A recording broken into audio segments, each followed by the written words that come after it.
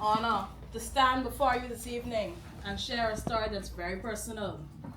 I've spent much of my life afraid of my voice, afraid of how I sounded, and afraid of what others may think.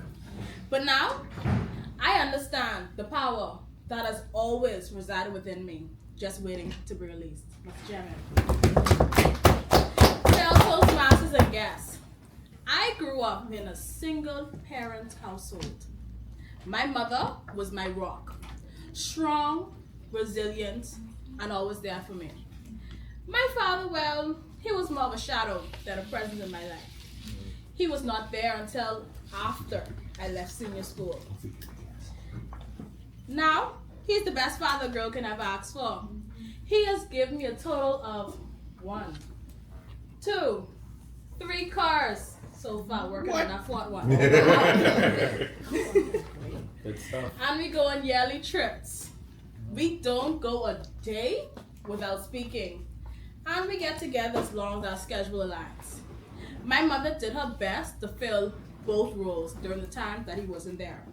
But as a child, there were days when I felt like I was missing something. During my school years at C.W. Sawyer, E.P. Roberts, C.H. Reeves, and the great C.I. Gibson. Big school. I suffered from a common problem. It didn't take long for me to realize that I was different. I wasn't the loudest, the outgoing, or even the most popular kid in class. I suffered from a common problem. It didn't take long that I was different. I suffered from the target of bullying, something I just couldn't escape. I would often retreat within myself, fearing speaking out, fearing a confrontation, staying silent. At home, I could talk freely. My mother encouraged me to speak in the walls and to speak out of the walls. It felt different on the outside though. Shy, unsure, and afraid that my voice may make things worse. I became afraid of how my words would be received. Every time I spoke, I wondered, would I be ridiculed for the way I spoke, for what I said, or just being seen? And so for years I struggled. I withdrew further into myself. My thoughts, my opinions, my voice, they felt insignificant. I told myself, it's better to stay quiet. It's better to be invisible. But life, as it tends to do, has a way of challenging you when you least expect it. I entered the workforce, and one day, at my first job, I was confronted by an irate customer.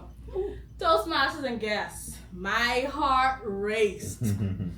I could feel the fear taking over, but something in me shifted. I realized this was a moment to stand up for myself, to speak up. My voice, shaky at first, but it was mine. I didn't want to be that scared little girl, afraid to be seen, but to be heard for who I really was. And you know what? People listened. No one mocked. No one ignored. For the first time in my life, I realized my voice had power. It was a small step, but it was a huge moment of realization. It felt like a weight had been lifted off my shoulders. That moment sparked something in me. Over time, I started to embrace my voice more fully, whether it was in a group or one-on-one conversations. I started to realize my voice didn't have to be perfect. It just had to be mine. Yes. And with that, I began to find the courage to speak out, to express my thoughts, to share my ideas with confidence. I am employed at Sandlands Rehabilitation Center, going on for 3 years now, or as my co-workers love to call it, Sandyland. As a PCA, I deal with patient care assistant. As a PCA, I deal with a wide array of different clients. Suicidal, schizophrenia, autistic, cerebral palsy, mentally retarded, bipolar, you name it, I have met them. I owe a lot of my growth to the support my bishop and first lady, Pastor Cleopatra Williams and Valentino Williams. Most importantly, my mother. She never doubted my work, even when I did. She reminded me that my voice had power, even when I didn't believe it.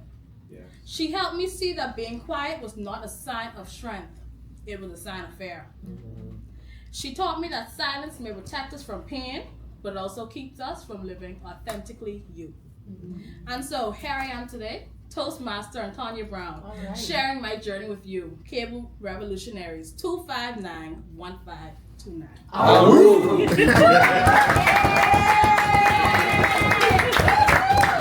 I'm embracing the power of my voice.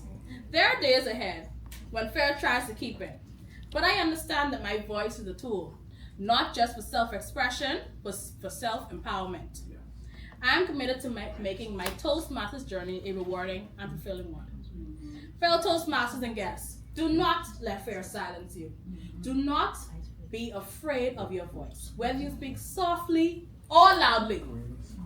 Your voice has power. It has the power to change the world around you, even if that world is just the one we live in. Mr. Chairman.